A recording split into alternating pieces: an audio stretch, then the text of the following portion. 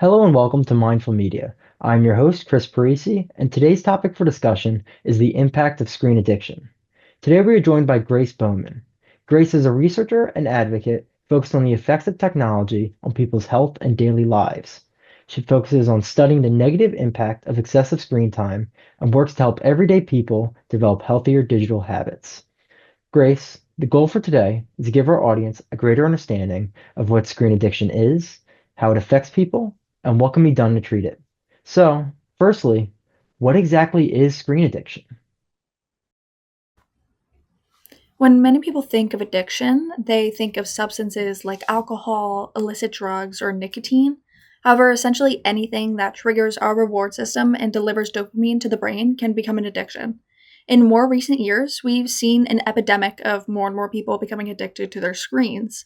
And though it lacks an official diagnosis, we generally define screen addiction as excessive use of technology to the point of dependence, regardless of any negative impacts that the screen time may cause.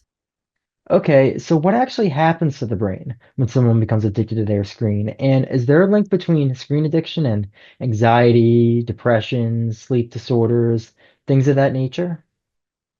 So, excessive screen use has a lot of consequences on someone's brain activity, and to no one's surprise, they're almost all negative. The following points I've specifically derived from Victoria Dunkley, who's an integrative child psychiatrist and screen time expert. Most notably, screen addiction desensitizes our brain's reward system. So, for example, when a person scrolls through TikToks, the videos they see release dopamine into the brain. However, if a person were to scroll through TikTok a lot, their reward pathways would become overused, and in a sense, they build up a tolerance to dopamine.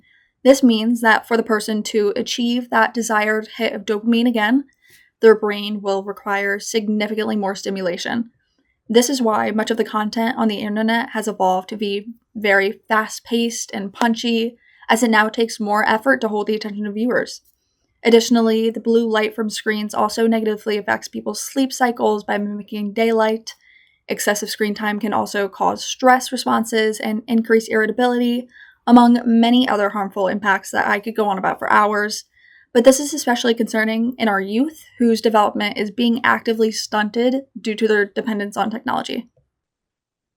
Okay, then what behaviors do you commonly see in people with significant screen dependency? And what are some of the warning signs that someone's screen use is starting to become a problem? So there's a lot of specific behaviors we see in people with screen addictions. Amber Bielo Taylor, who's a certified addiction professional, discusses many of them in one of her articles. People addicted to their phones will often excessively check their notifications or feel unreasonably nervous when restricted from using their phones.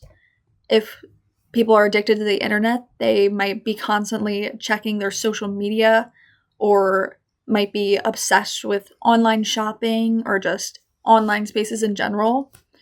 Ultimately, if you notice that your screen usage is negatively impacting your day to day life, then it's a problem. Well, then, what strategies do you recommend for reducing screen dependency? And is there treatment for someone with severe screen addiction? I'll be honest with you, beating screen addiction is a really difficult feat in today's world because so much of how we live our lives revolves around technology. You can't just simply get rid of your phone because then you lose the ability to do necessary things like communicate with your family, work, use your GPS, and so much more. There are some tips out there though. For example, you can set screen time limits that require password override, but have someone close to you create the password instead of yourself. You can also try to avoid using your screen time too soon after waking up, too soon before going to bed.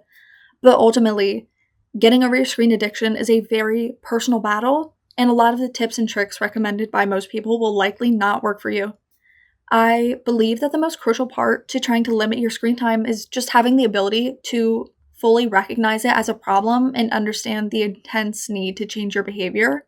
And then from there, it all depends on figuring out what works best for you and having the determination to follow through with it. For my last question, I wanted to ask you, as time goes on, do you expect screen addiction to get worse? So, I personally have two answers to this question. To start with my more pessimistic belief, because technology is constantly evolving and constantly being integrated into parts of our lives, where it didn't exist before in order to create efficiency, it is very likely that screen addictions are going to get worse. We have an entire generation being raised by screens at the moment, and although we've yet to see the real long term consequences of this, it is very concerning. On the other hand, there is an increasing number of young people who are becoming sick of their screen addictions.